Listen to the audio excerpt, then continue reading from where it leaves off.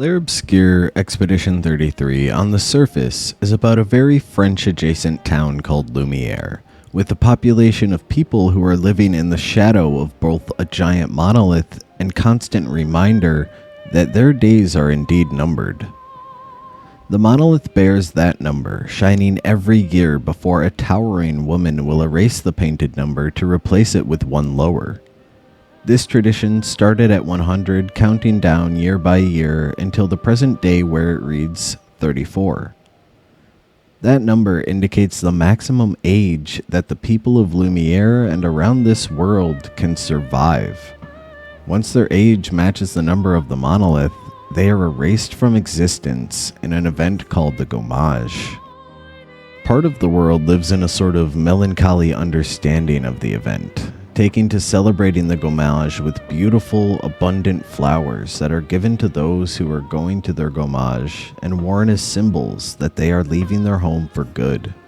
With this understanding and celebration, though, comes the human nature to survive and to not take death lying down, to fight back despite impossible odds, to destroy the doomsday clock that holds their numbered fate in their hands, to kill the paintress that mercilessly wipes away numerous lives with but the wave of a hand.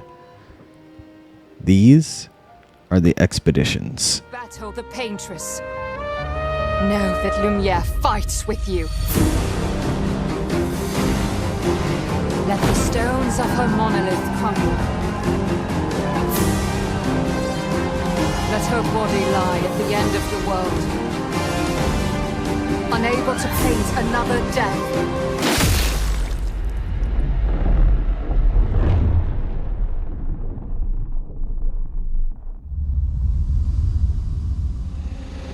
Fall back! When the expedition lands across the sea that separates the fractured-off city of Lumiere, immediately upon touching down, most of the team is killed by a mysterious white-haired man who has managed to age. Only 4 survive: Gustave, Lune, Maëlle, and Ciel, which make up our party. We spend time getting to know them in Act 1, working our way towards answers together. Gustave shows compassion and fear for his family, Maëlle, who is much younger than the rest of the expeditioners but chose to come fight due to her aversion to fitting in back in Lumiere. She believes dying out here is worth more than the 9 years that she may have left back at home. Lune and Gustave end up butting heads often, but each one grounds the other, Lune in rationality and Gustave in emotion. Ciel, during all of the group's struggles, remains the most level-headed and accepting of the dire situations at hand. It's easy to grow fond of the group, with each member having their own distinct personalities and both good and bad traits. It's almost as if the crew are real people. Act 1 concludes with Maëlle and Gustave throwing rocks at the paintress from afar, a tradition that they have had together since the start of the game. While Maëlle is looking for a good rock to throw, they are taken by surprise by the white-haired man from the beach, and Gustave...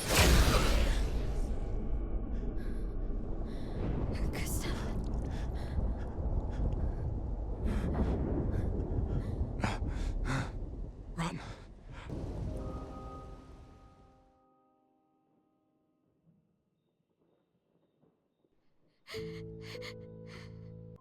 The team is left angry and confused, but not hopeless, as a man named Verso appears to stop the white-haired man from doing any further damage to the party.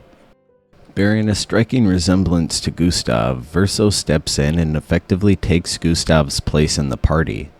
Verso proves to be very knowledgeable of this world, which will prove useful to the team as they fight and travel to kill the paintress, to seek revenge on the man who killed Gustave, and to find a proper place to bury him.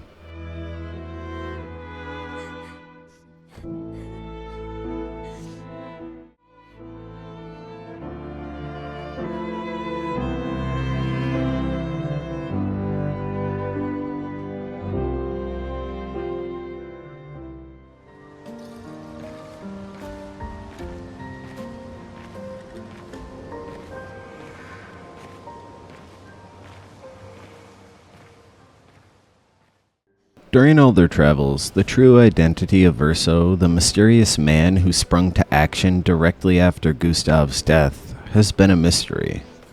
This is, however, until the gang meets up with one of Verso's childhood friends, Monoko.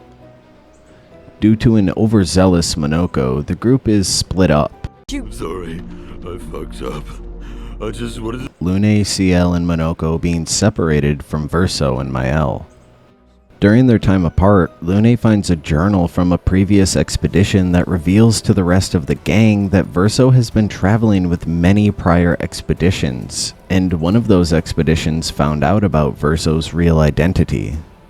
Lune is furious that Verso didn't tell the rest of the crew that he is the white-haired man's son, and that Verso knows a lot more than he originally let on.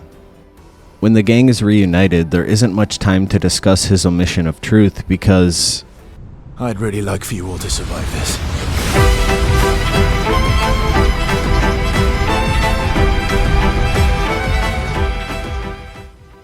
When the fighting dies, Renoir's rage commits him to one final blast, and the consequences are fatal. The best traveling merchant in the world and friend of the group, Noko, was dead. Renoir simply pleads to Mael to accept who she is. He raises a sword to her.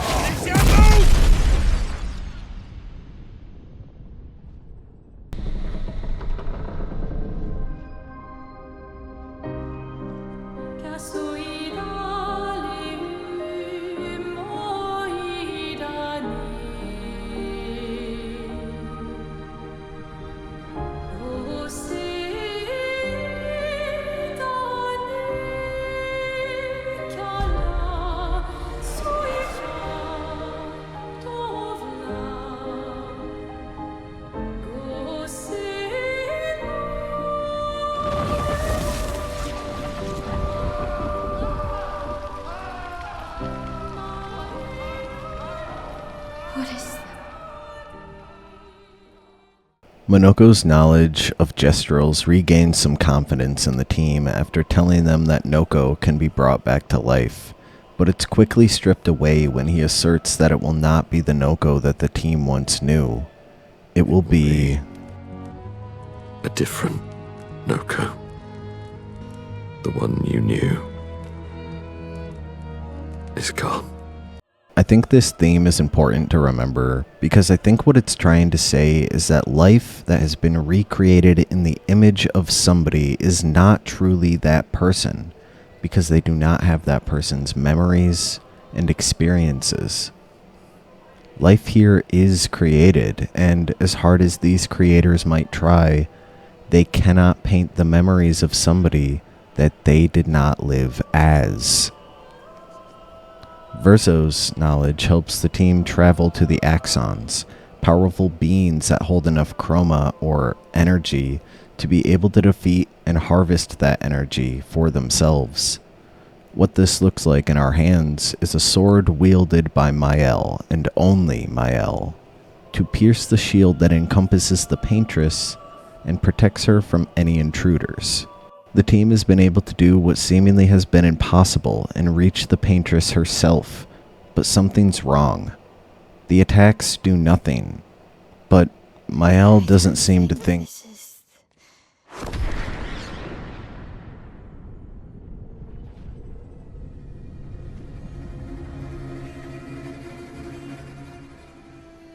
No.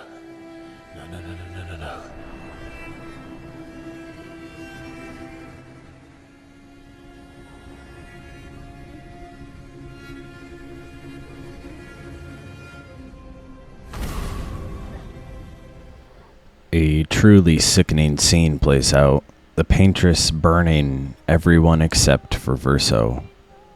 It won't make sense yet, but the Paintress has created a painted version of Mael that I believe she forces to constantly endure this fire, like we saw earlier when they first met.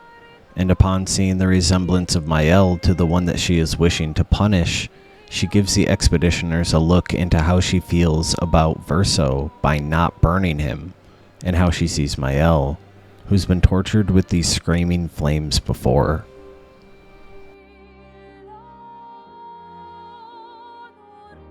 An epilogue begins by going back to the year of the 49th expedition, 16 years before the current date, and we play as a girl who closely resembles both Mael and the burned girl that was with Renoir, a girl named Alicia.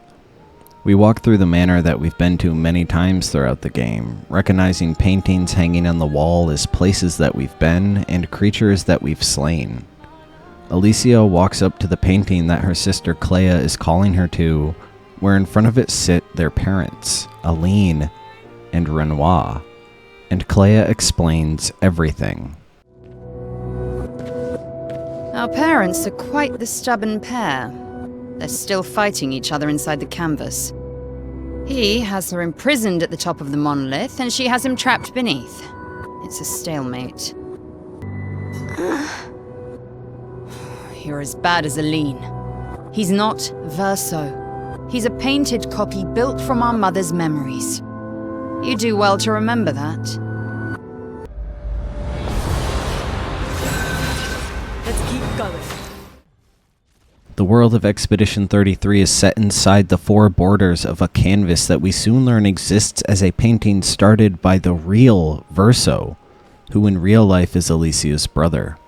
Verso was much loved by the family, seen as the golden child, and who was also killed in a house fire while trying to save Alicia, and the death of her brother was seen by Aline to be the fault of none other than Alicia herself. Why else would the Alicia that the paintress created be cursed with a burned body, no voice, and constantly seeing the flames and hearing the screams of her brother that died saving her? This world was a painting that had come to life, a power that the entire Desandre family has in their grasp. Every member of the family can paint worlds, people, places, and things into existence and thereby travel into the world that they have created. This painting, Expedition 33's, was Verso's last painting before his death, and the new artist that has taken over this piece is the Paintress. The Paintress represents a grieving mother, her favorite child burned to death, and Alicia seen as responsible for this one way or another. Painted Alicia is disfigured and suffering, while painted Verso is seemingly a perfect hero type. Something to mention here is that the Paintress is Verso's real-life mother, Aline, transferred into the painted world as herself. Renoir is still himself. They are not a permanent part of this painting because their physical bodies are existing outside of the painting, but Verso and Mael are not so similar. Just the way that Esquier, Noko, and Monoko were painted into the world as the real Verso's imaginary beings come to life, so too was this version of Verso merely painted. Painted by a grieving mother, Verso isn't truly her son in this world, but a pale comparison, a doppelganger that is just close enough to the real thing. He is painted in Verso's image. He is real, but he isn't truly Verso. The paintress, unable to live her true life in the real world with the grief of her lost son, took to escaping into his childhood canvas to instead live a life with him in it, even if the true Verso was never really there to begin with. And this version exists as a prisoner who was painted to represent someone that he's never even met. Alicia, on the other hand, is different still than the others in this regard. Unlike her father or mother, she was not transferred into this world, but transformed.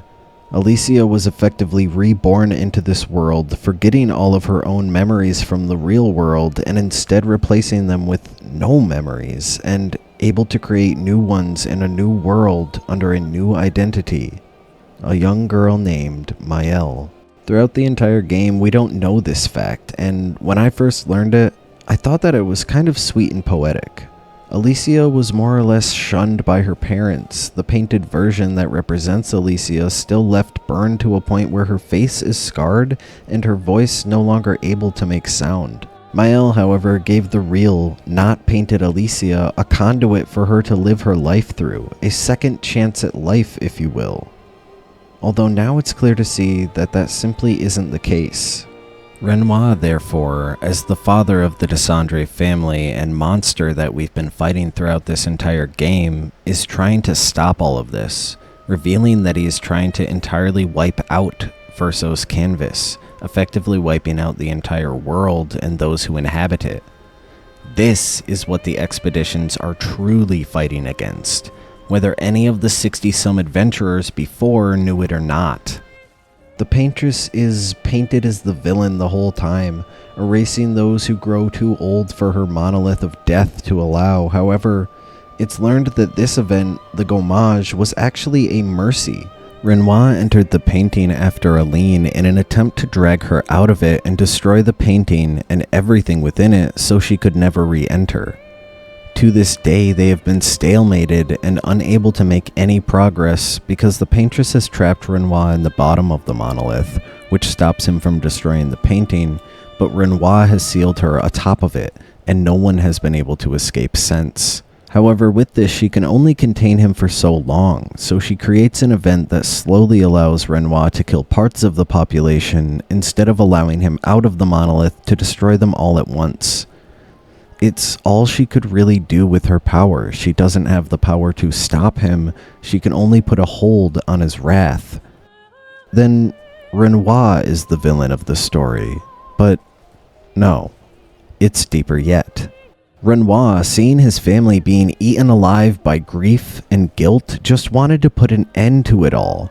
Aline became drunk with power and content with living her life here inside the painting, where she had small glimpses of familiarity that beckoned back to her normal life, one where Verso never experienced the fire. But Renoir saw this for what it was, a failed attempt to escape the life that truly belongs to her. And what's worse is that he's losing his daughter now too, alongside his wife. Maëlle, being reborn as her current self from Alicia, by the end of the game remembers her true life, but doesn't want to go back. To Maëlle, this is her home. She has only nightmarish memories of her real life outside and true friendship here. Maëlle admits early on in the game that she is overwhelmed by the amount of death in this world, everywhere they go ending in more death. But by the end of the game, she comes to a different understanding. She accepts this place, surrounded by endless death and pain, to be a better life than the one she has outside, where she feels like she merely exists with no escape to happiness, her lack of voice and burned face a constant reminder of that. She accepts Verso's canvas as her home, because it's the pain that she chose. At the end of the game, the Paintress is defeated. Aline has been cast out of the painting and sent back to the real world, where she must learn to grieve in a world without Verso. What's left to do is for Renoir to erase the canvas and close the world for good, therefore gommaging everyone that resides here. Renoir isn't heartless. He understands that this is a sacrifice to many. Even if those people are painted, they have lives here that he believes has meaning. He also wants Alicia to understand that she does not have to live life as Maëlle, because there's a family at home waiting for her. Life keeps forcing cruel choices. We do what we must.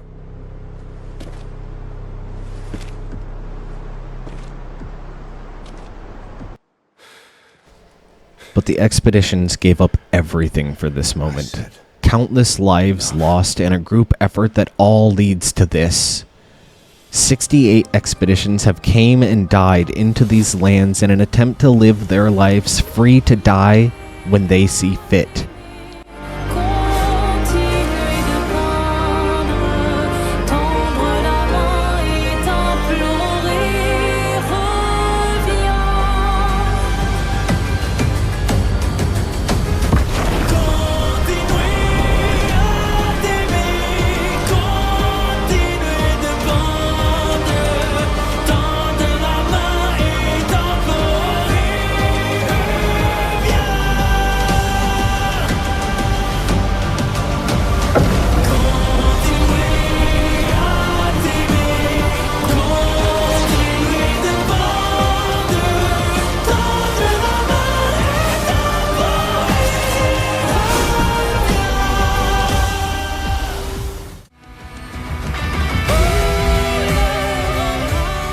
Something I just can't forego mentioning is that Renoir's first true battle theme is not only the best and most beautiful song in the game, as well as featuring Victor Borba, who you may know from what I previously called the best song ever made for a video game, Virgil's theme Bury the Light in Devil May Cry 5.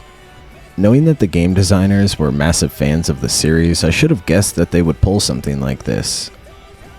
But on top of all of this, the song is a duet between Renoir himself and Aline, the paintress. It is actually less of a duet and more of an argument most of the time, only feigning into a duet at certain times where Aline and Renoir do see eye to eye and sing along with one another. But most times Renoir is singing to Aline, while Aline only sometimes sings back to or with him. There are moments where Aline sings to Verso or to Alicia, almost as if she's wandering around the song like she's lost. The chorus sees both of them singing together as a duet as they tell each other, "Drop this brush, leave this canvas, Aline, Renoir." Renoir begs to Aline. The pain in his voice is apparent, while the melancholy voice of Aline nonchalantly pushes him away. It's a powerful piece of music and writing that shows how complicated all of the emotions that go into love, life, grief, and art can truly be. Renoir lies defeated, and he eventually agrees to let Maëlle come and go from the canvas as she pleases. But deep down, she knows that the moment she leaves and is safely outside the painting, Renoir will be sure to see that the canvas is destroyed. She's made up her mind, and she is staying. Keep the light on for you.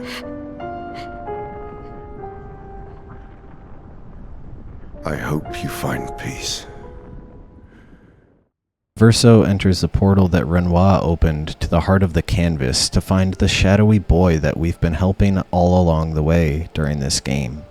This boy, seen all around the world, lost and tired from endlessly painting, is Verso, the single fragment of his being left that has been forced to keep this painting going as a slave to his mother's refusal to just let go.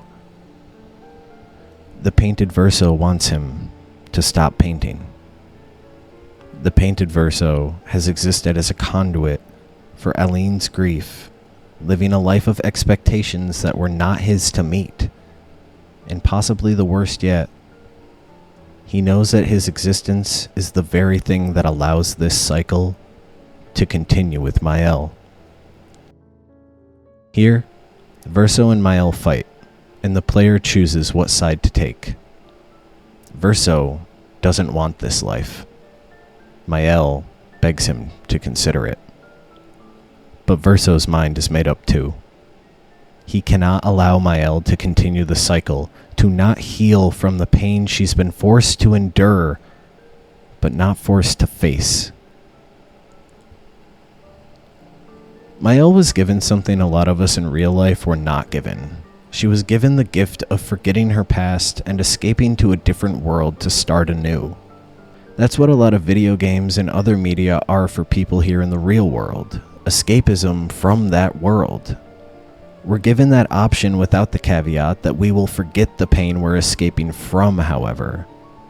But in the end, Maëlle and Alicia couldn't escape the consequences of their negligence, the memories of their past that have been left to fester and grow infected as they take longer and longer to try to start healing, are becoming unavoidable.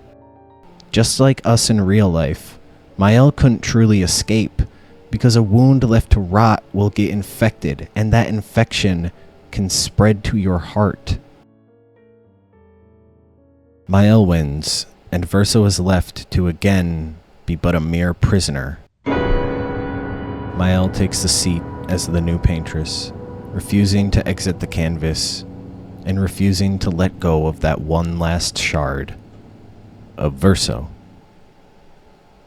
The painted Verso sits at a piano, something that the real Verso was fiercely passionate about, music. But the painted Verso, he was only created to be passionate about music. The canon ending is of course painted Verso winning over Maëlle, where Alicia is sent back to the real world to be with the rest of her family and grieve for the real Verso.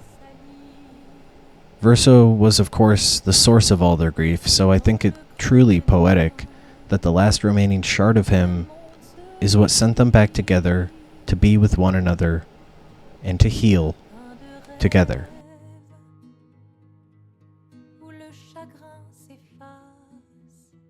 For the entire game, I had thought that the theme was just death. There seemed to be no happy endings. There seemed to be no way to allow the family their needed time to heal while simultaneously allowing the painting and every soul inside of it the life that the Tessandres so graciously gave and cruelly snatched away. But after stewing with the story for a bit, I think that there is a truly happy ending to this, or at least one that can be drawn from to conclude a story of triumph. Renoir in this story is seen as the villain during most of it, and by the end of Verso's ending, you see that he is truly an anti-villain, doing what others can't bear to do and let go of his son. He desperately tries to get Maëlle and Aline to see what he sees, that they're following in each other's footsteps and creating a vortex of unending pain, and the entire world bears the pain of their grief. But he knows that they won't see it this way while still having access to the painting. He has to destroy the painting to help them break their addiction, because grief, mental health, and addiction, these are not battles to be fought alone. Much like the expeditions, you need teamwork, focus, and intention, and repeated failures to see progress, to truly find what it takes to overcome your greatest battles. You will take damage along the way, but with a solid team who plays to each other's strengths, revives one another when one falls, not if, but when one falls, you can continue. Dans les trains du destin, les liens restent éternels dans le dessin.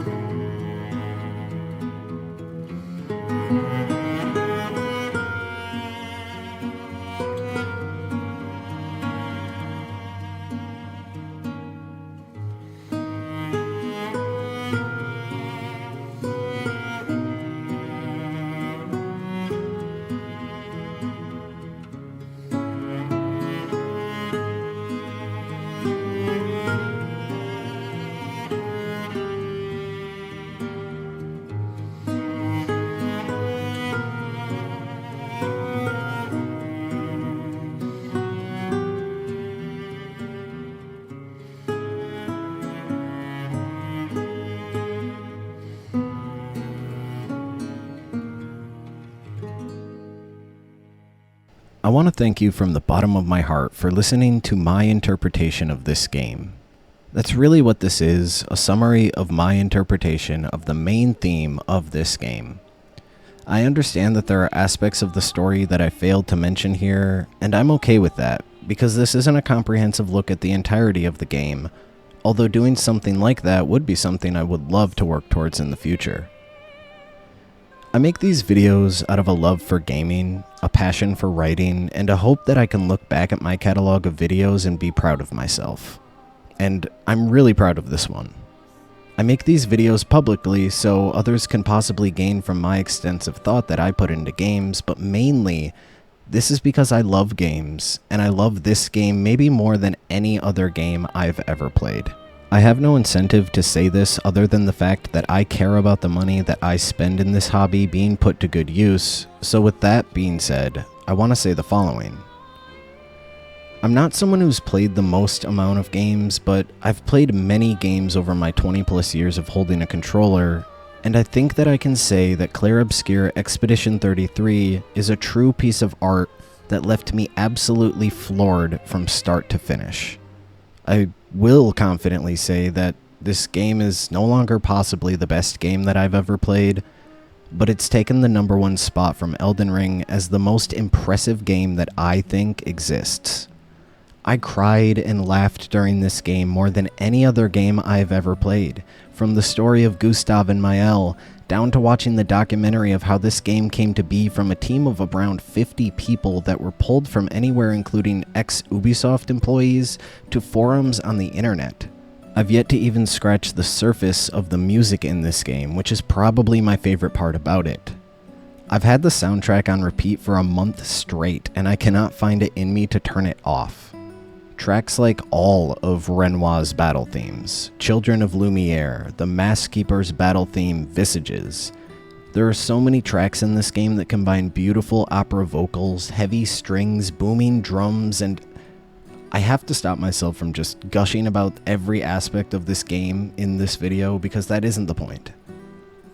What I want to end this on is saying that I expect most people who are watching to have played the game through or don't care about spoilers, but to anybody watching that hasn't yet, buy this game. It is absolutely worth every penny, if not more, to support game developers that prioritize making their art into something this full of quality and passion. I got Elden Ring for $60, which I thought was the best deal in gaming for quite a long time, but I will now again say that Expedition 33 at $50 is sitting at the absolute peak of worthwhile purchases that you can make within this hobby. Thank you again for watching. If you enjoyed the video, I would really appreciate a subscription and a like on the video. I'm sure you already know how much it helps the creators out. Stay tuned for more videos. I'm currently in the works of making a huge video about a massive game that is recently re-released, and I expect it to be my longest video that I may ever make by a country mile. The pain we feel every time we lose someone. I've tried many ways of dealing with it. Running from it, sitting with it, compartmentalizing it, but what I needed was to use it. To use everything.